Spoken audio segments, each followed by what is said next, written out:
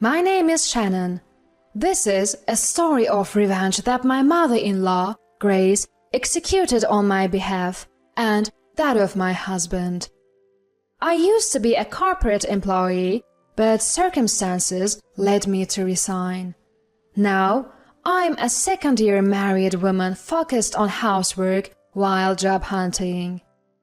My husband Ethan is incredibly considerate and caring.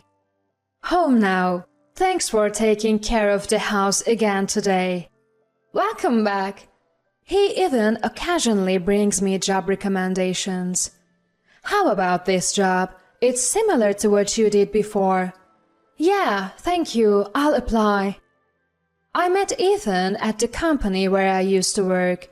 He was in charge of training me when I first started, and we hit it off while discussing work matters, which eventually led us to dating and marriage.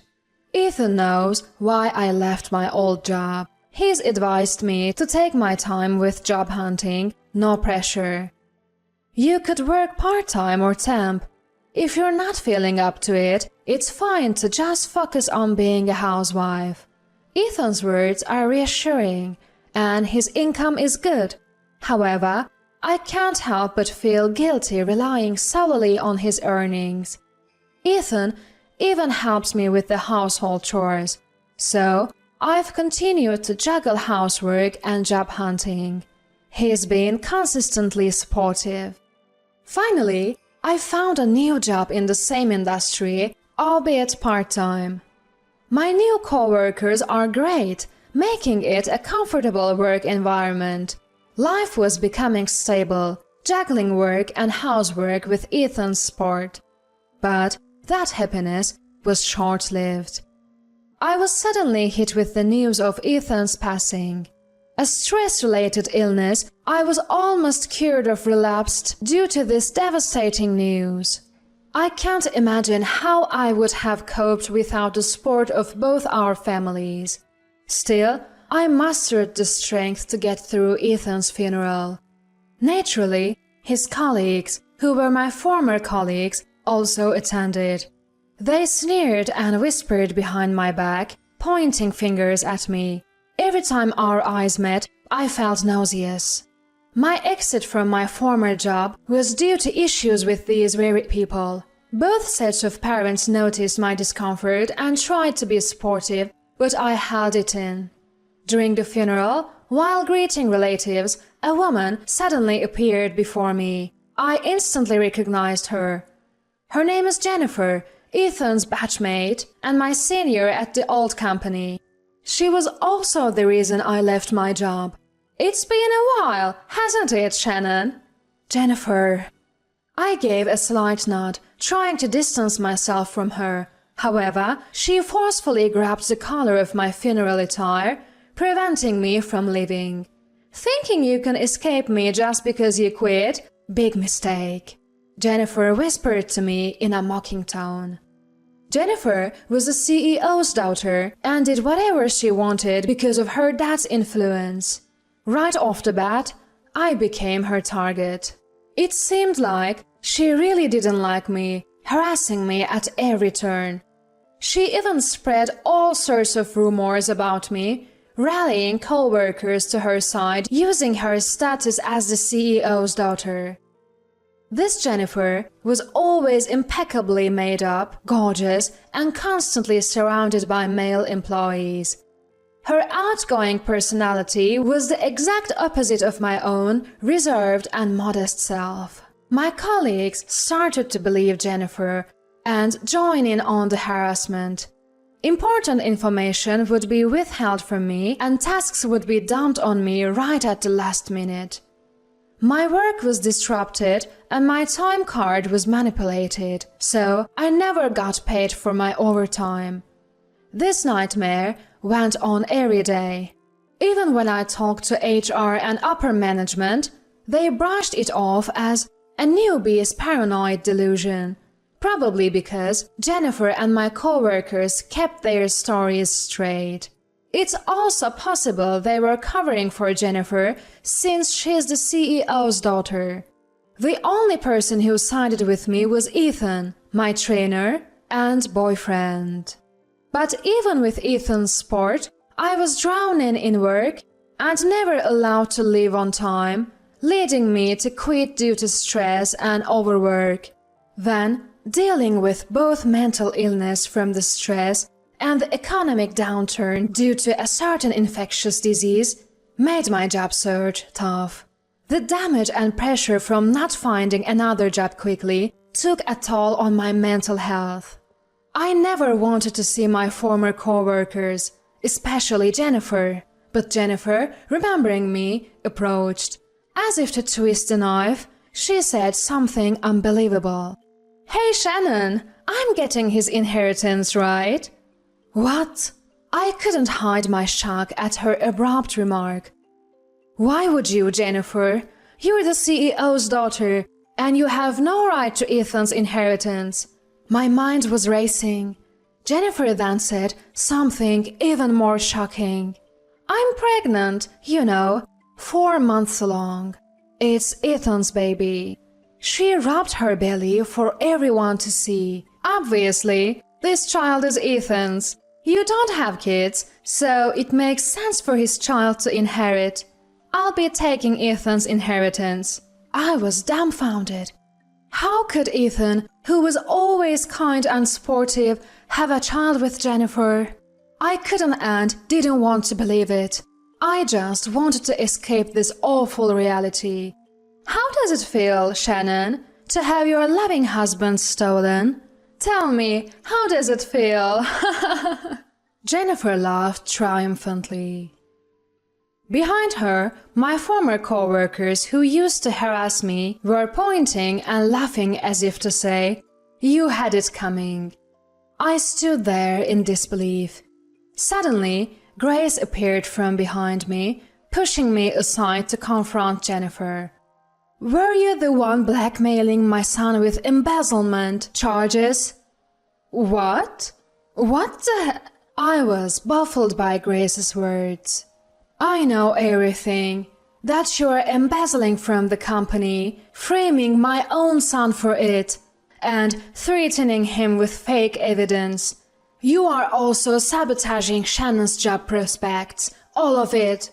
"Hold on, Mama. What are you talking about? Slander without evidence could get you sued."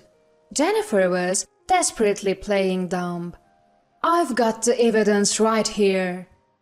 With that, Grace pulled an envelope from her coat pocket and scattered its contents across the funeral hall. It was incriminating evidence of Jennifer's embezzlement and her threats against Ethan. The room erupted in whispers as Jennifer's dark truth came to light. "What's going on here?" "Jennifer, you're the worst!" "Embezzlement and threats? Those are crimes!"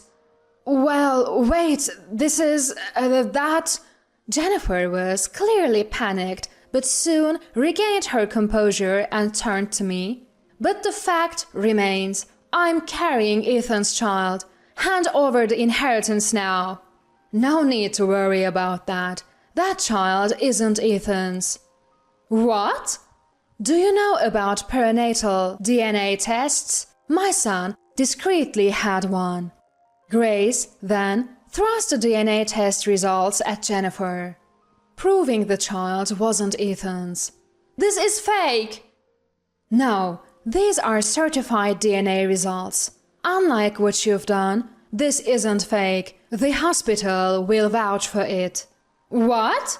"You've done plenty of other messed up stuff too, We've got all the evidence to prove it." Upon saying this, Grace presented a plethora of irrefutable evidence. Multiple proofs surfaced, detailing harassment, embezzlement, blackmail, and even deeds too shocking to mention. Jennifer, unable to make excuses anymore, broke down in tears, scrunching her face and pulling her hair, emitting bizarre sounds. Her makeup started to run because of the tears, making the onlookers around her gasp. Her disheveled face looked like a disaster, to say the least. Yes, Jennifer's beauty was all makeup.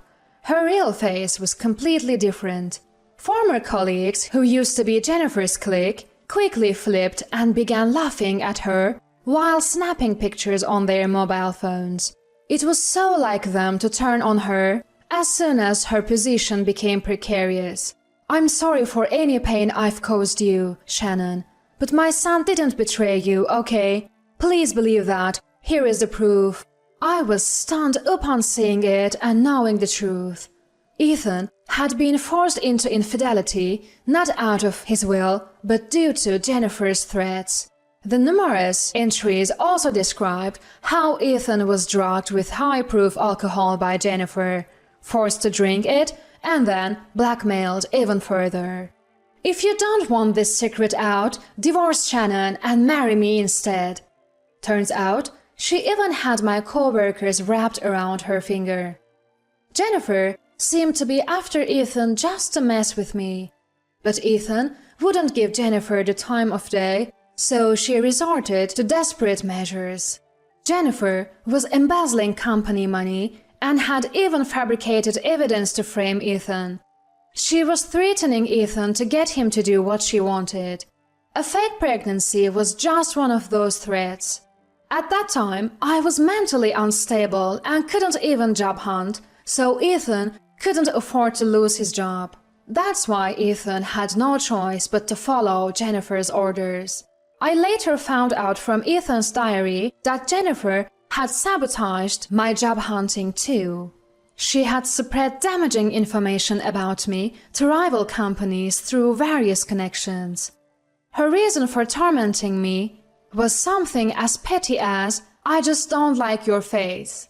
The reason she messed with my job search and tried to steal Ethan was simply, she couldn't stand me being married to a high-value guy despite being beneath her, and she wanted to ruin my life. Jennifer couldn't bear the thought of someone she considered lesser being happier than her. She planned to leave me jobless and divorce Ethan. Even after quitting her job, she kept on hounding me. My anger towards Jennifer was just unstoppable. Ethan, although he acted strong, was troubled by the false charges Jennifer pinned on him. But Ethan couldn't just sit there and do nothing. He was gathering evidence of Jennifer's embezzlement and threats during his work hours, planning to take legal action against her. Then tragedy struck Ethan just when he was getting ready. He was overworked, sporting my job search while dealing with work and gathering evidence. I too am to blame for not noticing Ethan's struggles. But what Jennifer did was simply unforgivable. She harassed me for petty reasons, sabotaged my job hunting, and did terrible things to Ethan. There was no way I could forgive her. Later, it turned out the father of Jennifer's baby was a married man, and she was sued for a large sum.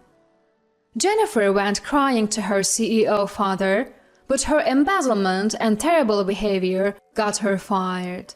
Her parents were so furious at her conduct that they disowned her. "Someone like you doesn't deserve to be a daughter." Jennifer was left penniless and kicked out. When the CEO and his wife learned about the situation, they came to apologize at Ethan's memorial, insisting on paying a large sum as compensation. Although I felt it wasn't their fault, they insisted. "I spoiled my daughter, and I'm responsible for not noticing the office drama." So, I ended up reluctantly accepting the money from the CEO. But as for the boss, I couldn't forgive Jennifer no matter what, so I decided to take legal action against her. The boss and his wife supported me, even introducing me to a top-notch lawyer.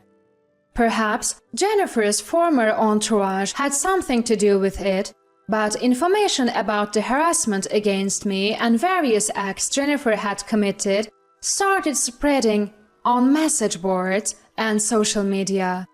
Naturally, Jennifer ended up behind bars, facing charges of embezzlement, threats, and more. She had been so focused on harassing coworkers she didn't like and company-sponsored dating events that she hardly did her actual job.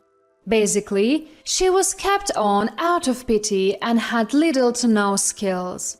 With her criminal record now public, getting a job after her release will be a challenge.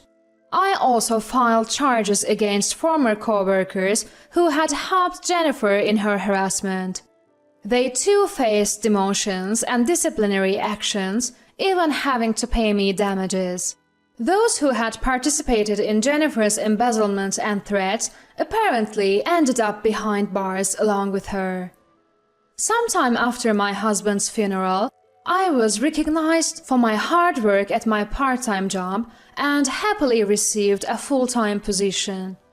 Furthermore, I found out that I was carrying Ethan's child. I'm about 4 months along now. Although I felt a bit guilty for having to go on maternity leave so soon after my promotion, everyone at work told me, "You're welcome back anytime after your leave." Raising a child right after losing my husband will be tough, but I vowed to raise Ethan's child well, surrounded by my loving parents and in-laws.